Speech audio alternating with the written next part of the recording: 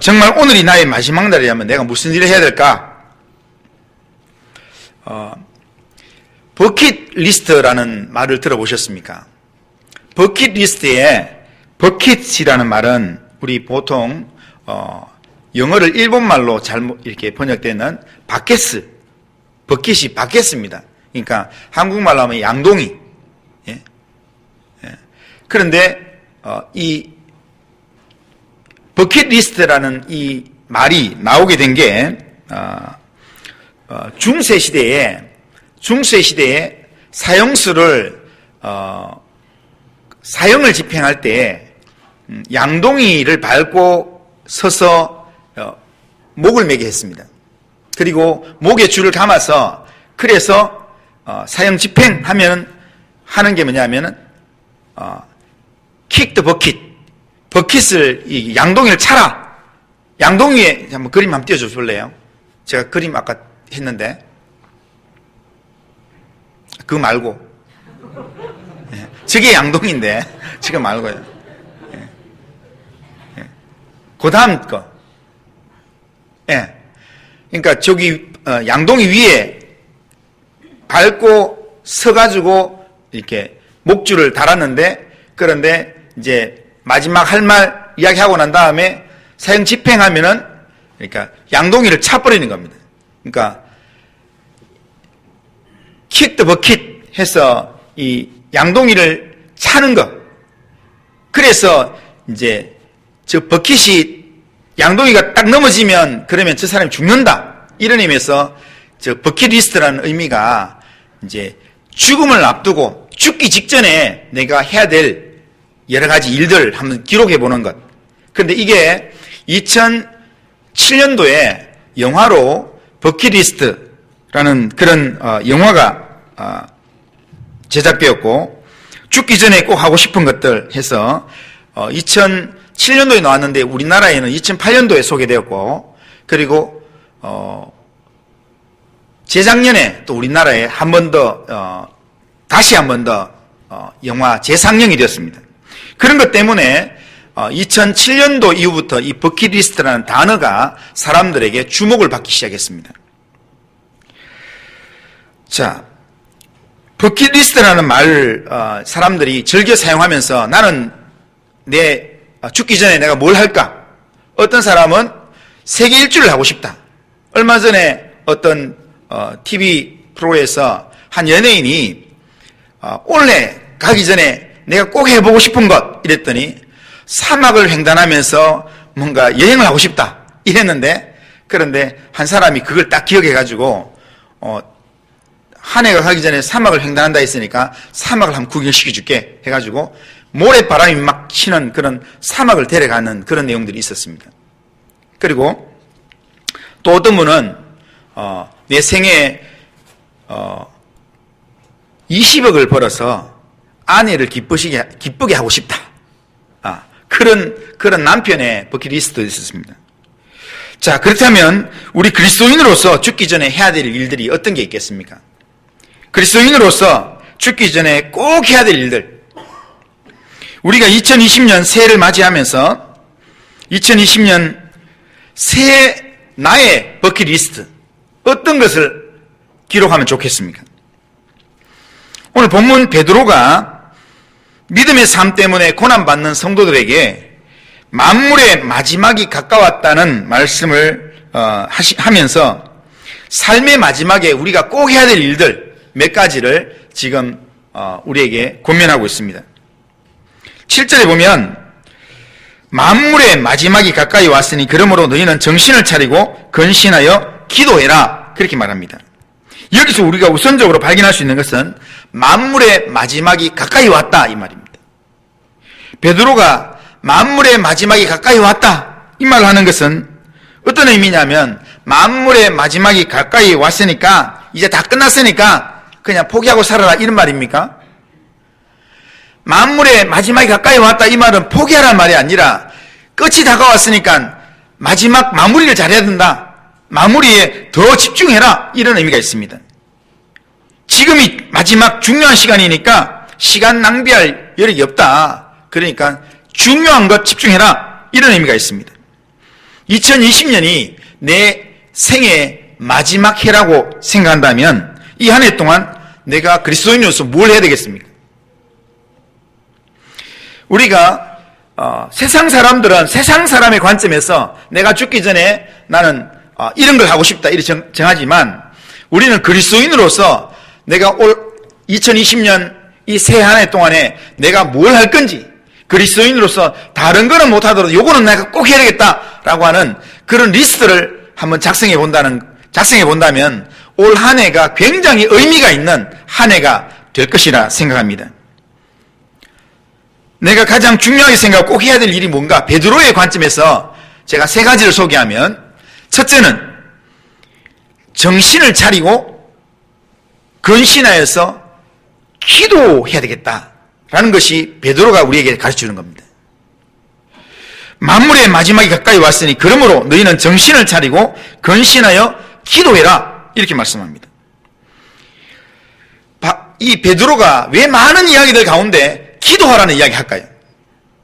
이 말은 베드로 자신의 뼈아픈 경험 때문에 이 말을 하는 겁니다. 예수님께서 최후 만찬의 시간에 마지막 순환에 대한 예고를 할 때 베드로가 예수님 앞에서 다 주를 버릴지라도 저는 절대로 주를 버리지 않습니다. 내가 주와 함께 죽을지언정 저는 절대로 주님을 떠나지 않습니다. 그렇게 장담을 하면서 약속을 했습니다. 그런데 그렇게 큰 소리 치던 베드로가 예수님이 붙잡혔을 때 예수님을 모른다고 3번이나 부인했습니다. 예수님을 보는 앞에서, 예수님이 지켜보는 앞에서 예수님을 저주하면서 모른다까지 했습니다. 베드로가 왜 예수님을 이렇게 부인했을까요? 예수님의 말씀에 의하면 기도해야 될 때 기도하지 않았기 때문입니다.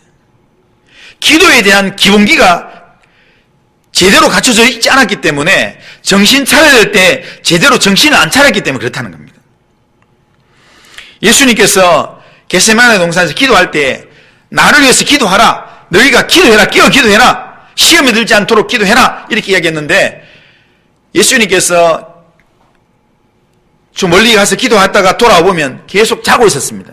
그래서 예수님이 깨우면서 야, 1시간도 깨어있지 못하냐, 시험에 들지 않도록 깨어 기도해라 이렇게 이야기했는데도 불구하고 3번이나 왔는데도 베드로는 졸고 있었습니다.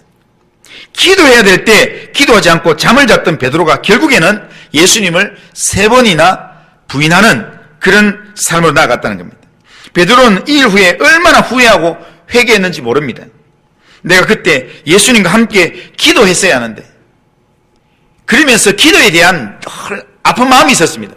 그런데 베드로에게 있어서는 만물의 마지막이 가까웠을 때 맨 마지막에 다른 것 다 놓치더라도 절대로 놓치면 안 되는 것, 정신 바짝 차리고 기도하는 것 놓치면 안 된다, 그것을 이야기하는 겁니다. 이 시대는 정신없이 분주하게 살아가는 시대입니다. 정신없이 바쁘고 분주하게 살아가다 보니까 정신을 차리지 않으면 기도를 못해요. 지금 예수 믿는 사람이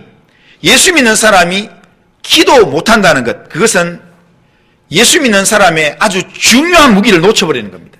그런데요, 오늘 이 시대에 예수 믿는 사람들 상당수가 기도를 잘 못합니다. 지난주 오후 예배에 제가 말씀드린 것처럼 오늘날 이 시대에 그리스도인 1000명을 대상으로 설문조사를 했는데 하루 24시간 중에 10분도 기도 못하는 사람이 남자는 60%, 여자는 50%가 넘는다고 했습니다. 24시간 중에 10분을 기도 못한다는 것, 그것은 기도의 능력을 전혀 모르는 사람입니다. 우리는 정신을 차리지 않고 이 시대를 분별하지 않으면 기도할 시간을 가질 수가 없습니다.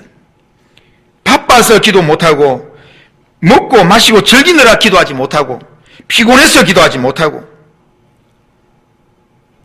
여러 가지 핑계의 내용들이 우리로 하여금 기도하지 못하게 한다는 겁니다. 그런데 기왕에 예수 믿는 우리가 다른 거는 못하더라도 하나님 앞에 나가서, 주님 앞에 나가서 뜨겁게 기도할 수 있는 그런 경험은 한 번 정도 해봐야 되지 않겠습니까? 우리가 2020년 벌써 한 해가 시작됐는데요. 2020년을 보내는 중에 올 한 해는 내가 평소에 하지 못했던 하나님 앞에 뜨겁게 하나님 앞에 나가서 정말 기도하다가 내가 울기도 하고 때로는 기도하다가 내 마음이 하나님께로 온전히 향하고 하늘문이 내 마음 가운데 열리는 그런 기도의 경험을 한번 해봐야 되겠다. 이것을 이번에 이렇게 올 한 해 내가 꼭 해야 될 그런 리스트로 하나 잡으면 좋겠습니다. 그리고 매일매일 그냥 눈 뜨면 그냥 하루를 시작하는 게 아니라 매일 기도하면서 하루를 시작해야 되겠다. 이런 기도에 대한 그런 나의 결심을 한 가지 올릴 수 있다면 우리의 영적인 생활에 엄청난 유익이 올 줄로 믿습니다. 두 번째로 베드로가 우리에게 소개해주는 중요한 꼭 해야 될 또 한 가지는 뭐냐면 주님을 그리고 교회를 뜨겁게 사랑하는 것입니다. 자, 8절입니다. 8절 같이 한번 읽어보겠습니다. 시작.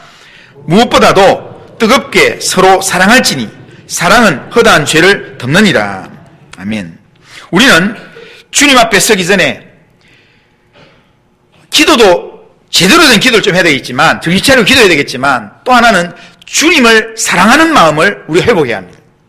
주님 사랑하는 마음 회복하는 거 없이 사랑을 회복하는 거 없이 우리가 주님 앞에 서면 열심히 달려갔다가 주님 앞에 섰는데 책망받을 수 있습니다.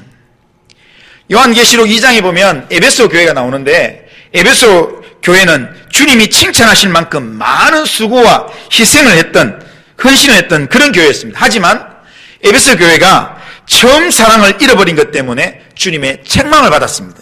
이 사랑을 회복하지 않으면 내가 촛대를 옮기겠다. 아주 무서운 말씀까지 하셨습니다. 주님의 사랑을 잃어버린 성도는 절대로 주님을 기쁘시게 할 수 없습니다.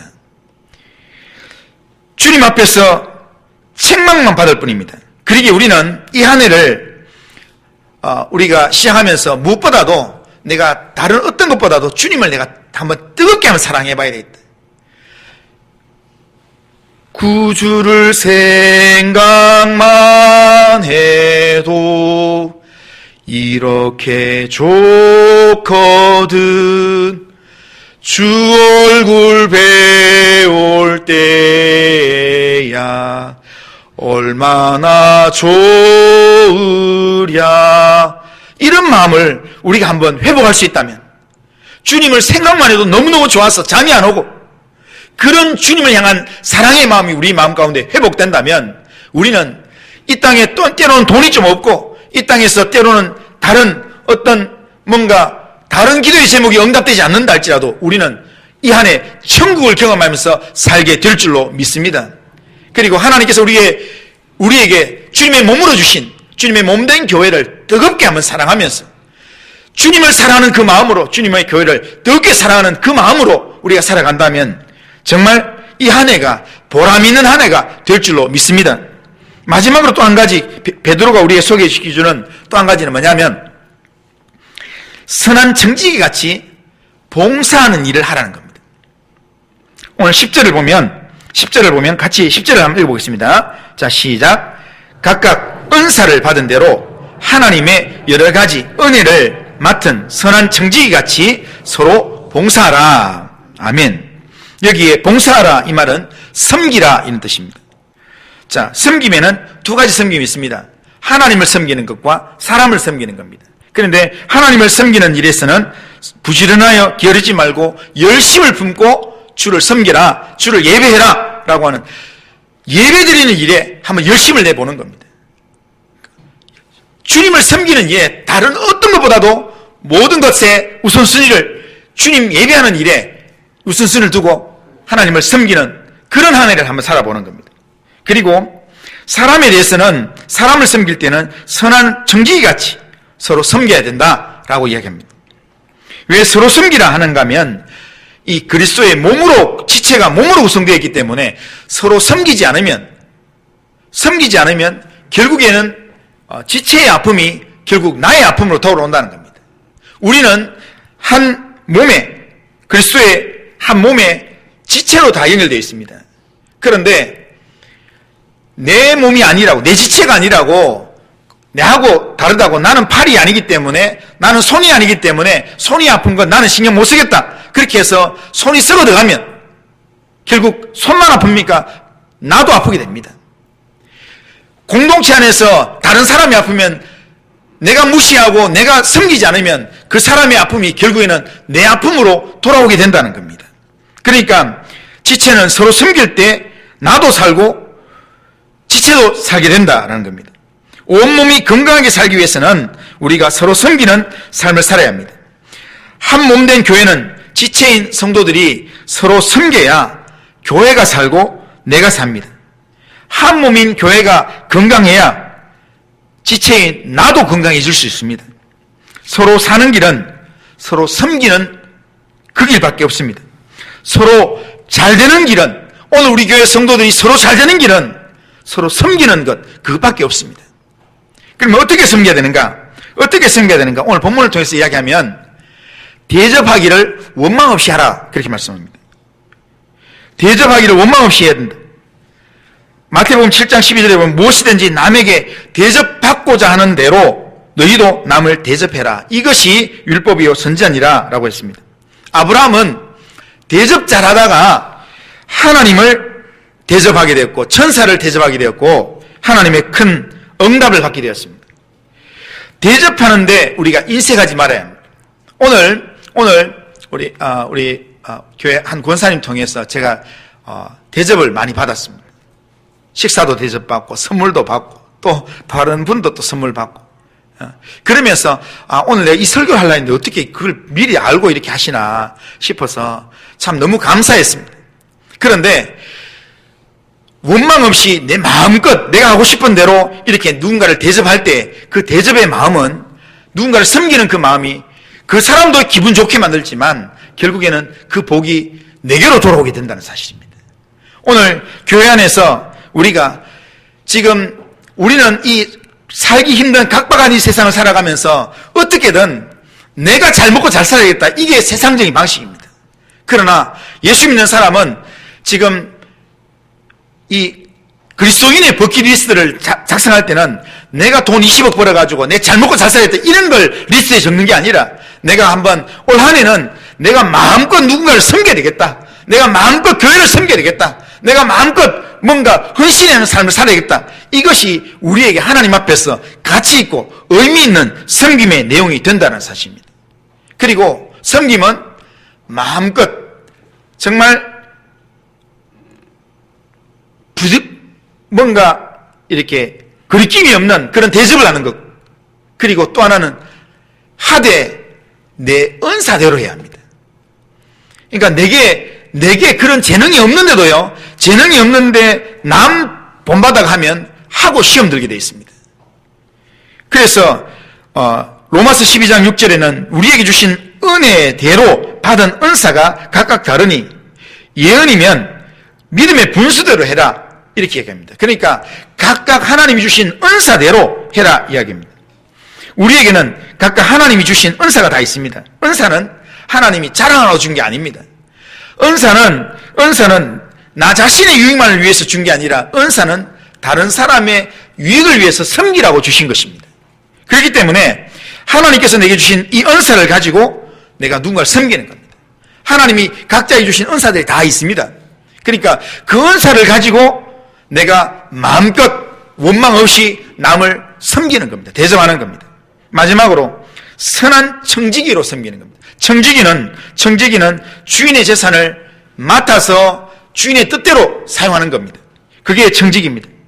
청지기는 자신의 모든 것을 주인에게 맡겼다고 생각하기 때문에 주인의 뜻대로 주인의 뜻대로 사용하겠습니다 라고 고백하는 사람입니다. 우리가 소유를, 내가 가지고 있는 물질, 내가 가지고 있는 시간, 내가 가지고 있는 것들을 내 것이라고 생각하면 청지기가 되지 않습니다. 모든 것을 내 것이라고 생각하면 대접하기가 어렵습니다. 남을 위해서 사용하기 어렵습니다. 물질로, 은사로 섬길 수 없습니다.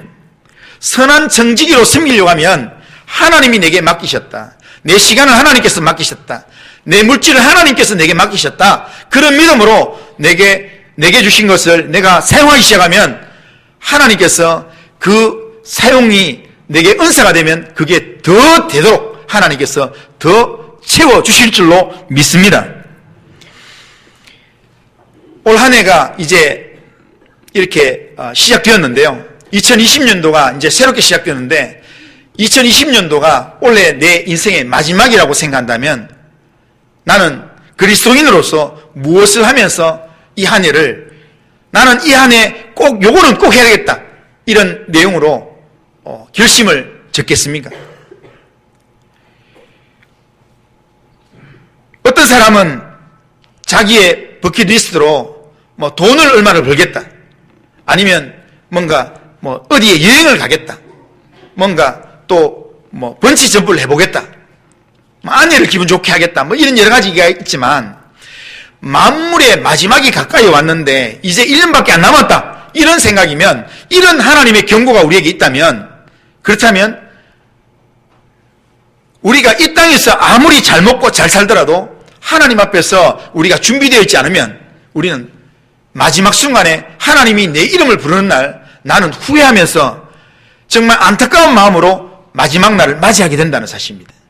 그렇게 되지 않기 위해서 우리는 그리스도인으로서 마지막 날이 가까이 오고 있는 이때 정말 올해가 내 인생의 마지막 날이라 생각하면 내가 그리스도인으로서 가장 중요하게 뭘 해야 될 건가? 가장 중요하게 내가 약하다고 생각하는 부분들을 하나의 목표로 한번 정해보시길 바랍니다.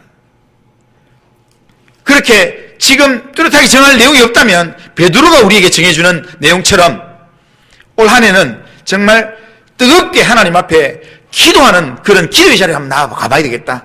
그리고 매일 기도하는 시간을 꼭 한번 이루어 봐야 되겠다. 그래서 주님이 내 인생 부르시는 날 기도하다가 기도의 영적 무기 가지고 주님 앞에 설 수 있도록 그렇게 한번 살아봐야 되겠다. 그런 결심을 하시든지 아니면 내가 주님을 사랑하고 주님의 몸된 교회를 뜨겁게 사랑하는 그런 사랑의 마음으로 이 한 해를 한번 살아가 봐야 되겠다. 그래서 주님을 생각만 해도 눈만 감아도 정말 주님이 너무너무 좋아서 그렇게 잠이 안 올 정도로 그런 사랑의 마음이 내 마음 가운데 채워지는 그런 하나님이 되면 좋겠다. 그리고 하나님의 교회를 한번 섬기는데 원 없이 선한 정직으로 하는 은사대로 제대로 섬기다가 주님 앞에 서고 싶다. 그런 리스트를 정하든지 어떤 리스트를 정해도 괜찮습니다. 그런 리스트를 정해서 정말 우리가 이 한 해를 열심히 달려간다면 이 한 해 끝나는 날 하나님께서 우리의 인생을 잘 살았다고 착하고 충성된 종이라고 우리를 칭찬하시면서 우리의 인생을 하나님께서 두 팔 벌려 맞아 주실 줄로 믿습니다. 주님이 우리를 바라보실 때 주님께서 우리를 보시면서 걱정스러운 얼굴로 우리를 보는 것이 아니라 우리를 맞이할 때 우리가 너무 보고 싶어서 마치 스데반을 주님께서 맞이하실 때 스데반이 너무 보고 싶어서 주님의 보좌 우편에 앉아있는 게 아니라 벌떡 서셔가지고 스데반이 빨리 왔으면 좋겠다는 마음으로 스데반을 기다리면서 그렇게 두 팔 벌리면서 기다렸던 것처럼 우리가 주님 앞을 향하여 나갈 때 주님께서 우리를 서셔서 기다려주시는 그런 주님을 우리가 맞이할 수 있는 그런 2020년도로 살아가는 우리 모든 성도님들 다 되시기를 주님의 이름으로 축원합니다. 자, 우리 결심문 우리 같이 한번 한 목소리로 같이 한번 읽어보겠습니다. 자, 같이 한번 읽습니다. 시작. 전능하신 하나님, 새해에는 세상적인 유혹에 쉽게 넘어가지 않도록 정신을 차리고 매일매일 기도할 시간을 꼭 가지겠습니다. 만물의 마지막이 가까이 왔음을 기억하며 주님을 뜨겁게 사랑하는 마음을 회복하겠습니다. 그리스도의 몸인 교회를 온전히 세우기 위하여 대가를 바라지 않고 섬김을 잘하며 주님이 주신 은사대로 선한 청지기 같이 섬기는 삶을 살게 하옵소서. 아멘. 이것이 올 한 해를 살아가는 우리 성도님들의 결심이 되고 기도의 제목이 되기를 주님의 이름으로 축원합니다.